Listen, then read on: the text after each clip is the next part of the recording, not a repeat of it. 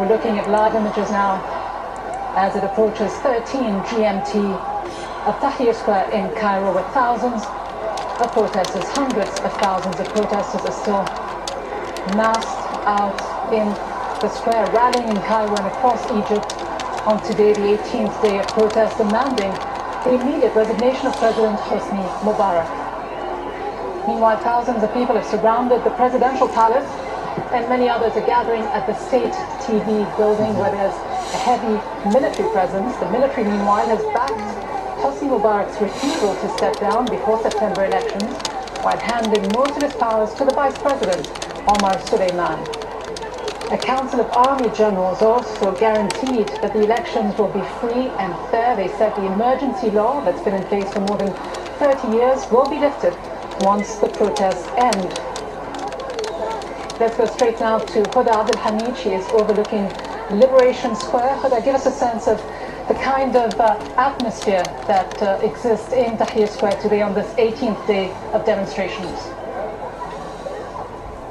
I think it's a big mixed bag of emotions. There's certainly defiance, there's anger at the statements made by both the president and the vice president on Thursday night.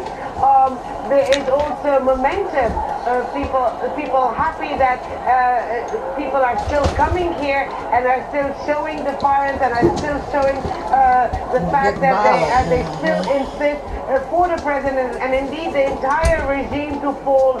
Now, over the past half an hour, I don't know if you can see that on the live shot you're getting, but there are huge posters that are circulating among the crowd, and those are posters which show either the pictures or the names of those who had died in the confrontations about 2 weeks ago. And each time that poster goes around the square, people start chanting, "This is why we will stay. Their blood will not be in vain. Their life would not have been lost in vain." And I think it's this kind of sort of emotional, let's say, messages that do increase the patience and the defiance of people to stay here as long as it's needed. Is there a renewed sense of determination and purpose among the protesters following yesterday's bitter disappointment when there was such a heightened sense of anticipation that the president would come out in his address to the nation and say what everyone in the square wanted to hear, that he was finally stepping down, something that obviously did not in the end materialize?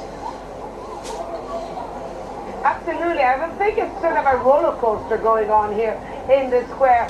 Yesterday they did feel so close to one of their aims, the main aim, and then obviously it was like a cold shower once he gave his speech. They actually didn't listen to the entire speech. Halfway through the speech, they sort of broke out in chants, "Leave, leave, leave now, leave now." Now, there is a feeling that if yesterday went so close, then maybe today or tomorrow, actually, they will reach their aim.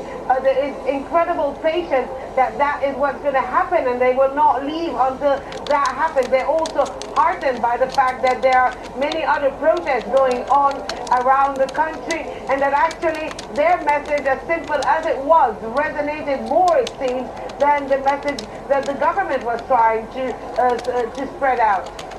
Thanks very much, Huda Abdul Hamid, for now. And it isn't just Tahrir Square that has become the center of these protests. The protesters seem to be fanning out into different parts of the city, trying to put as much pressure on the government as they can. We heard moments ago that the state television building has been surrounded by protesters. Protesters have also made their way to the presidential palace. Let's speak to Al Jazeera's Rawia Rageh. She's outside the presidential palace in Cairo. Rawia, how large a presence is there outside the presidential palace for the protesters? How far into the vicinity of the presidential palace have they been able to get?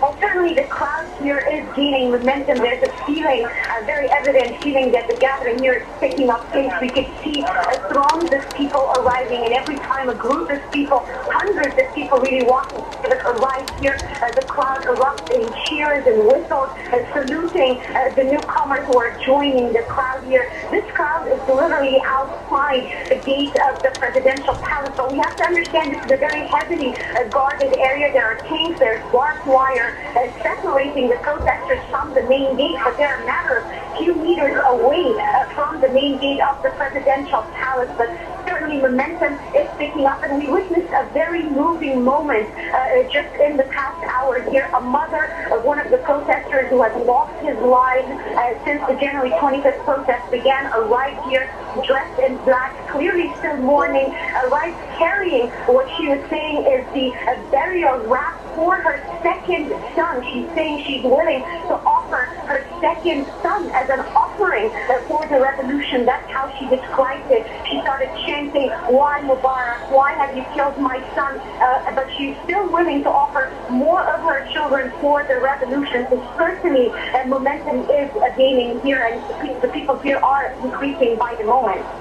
Well, you mentioned obviously the strong military and security presence outside the presidential palace. How much of a test then will this particular rally outside the presidential palace represent for the army? Could a lengthening showdown and the continued demands of the protesters test the army's stated resolve that it will allow the demonstrations to continue, that it will protect the demonstrators' right to protest freely without being faced with any kind of violence?